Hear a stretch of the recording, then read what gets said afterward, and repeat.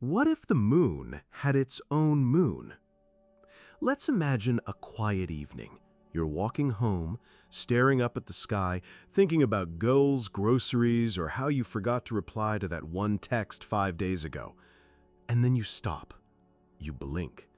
There, in the night sky, hanging just beside the moon, is another tiny glowing dot. It's circling the moon, not Earth, the moon. Congratulations, you've just discovered the moon's moon. At first, it would probably look cute, like a baby moon, a mini-me.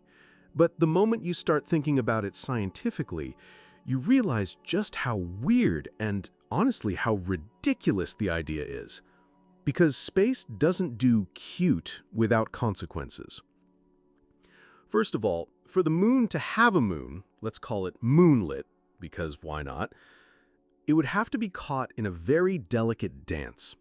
The moon is already orbiting Earth, so for Moonlet to orbit the moon and not get stolen by Earth's gravity or yeeted into space, it would have to be very close to the moon, but not too close. If it's too close, the moon's own gravity might shred it apart like cosmic pulled pork. There's a name for this invisible shredding zone. It's called the Roche limit. If a moonlet dips inside that, gravity doesn't just tug on it, it tears it to pieces.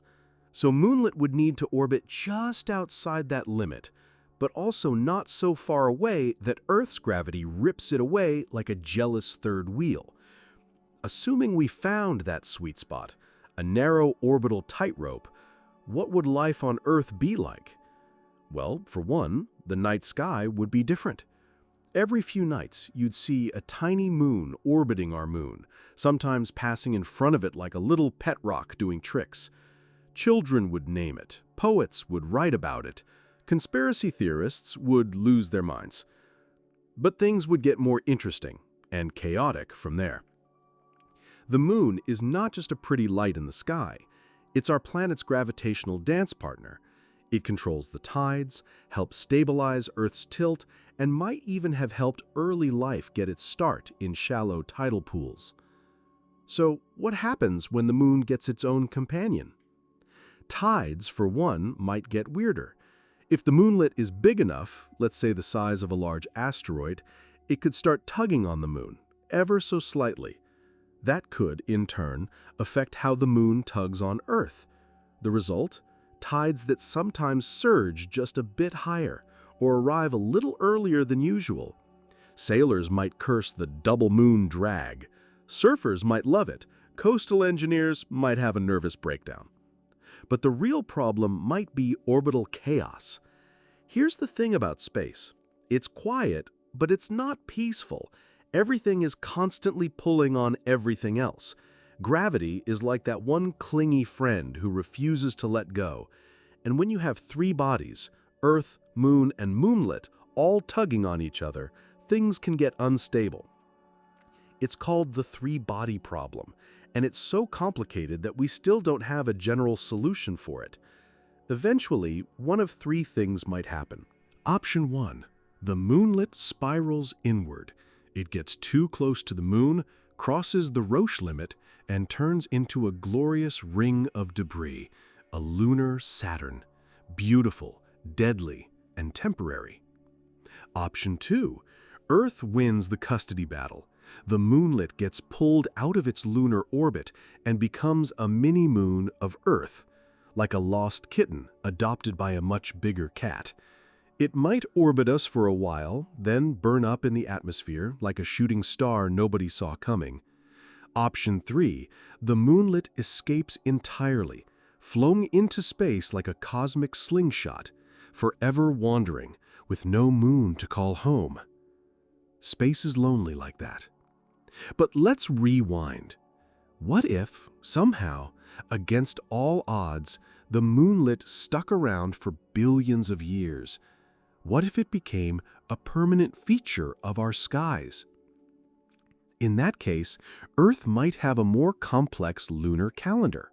Farmers could track not just full moons, but double moons, times when the moonlet is also full or eclipsed. eclipse patterns themselves could become more frequent and complicated. Instead of just solar and lunar eclipses, we might have moon-moon eclipses, where the moonlet passes in front of the moon, creating a tiny, adorable shadow. Science fiction would go wild. Werewolves would be extra confused, and astrologers, don't even get me started. Your horoscope would now depend on the position of the moonlet in your birth chart. You're a Gemini rising with a waning moonlet in retrograde? Good luck with that. But perhaps the most poetic part of all this is how it would change our sense of place. The moon is humanity's oldest companion. We've gazed at it, written about it, reached for it, and finally landed on it. It's been a symbol of constancy in a chaotic universe. Now imagine that if that moon had a little companion of its own, a tiny, loyal traveler silently circling it night after night, a reminder that even the things we thought were alone in the cosmos might not be. Maybe that's the real reason we love this thought experiment. It's not just science, it's a little story about companionship, about orbits, about how even the moon, that silent sentinel in our sky, might be part of something bigger or smaller than itself. And maybe, just maybe, when you look up at the sky and see that second little glimmer circling the moon, you'll smile. Not because it changes the tides or the calendar or the math, but because it reminds you that even in the cold vacuum of space, nothing ever really travels alone.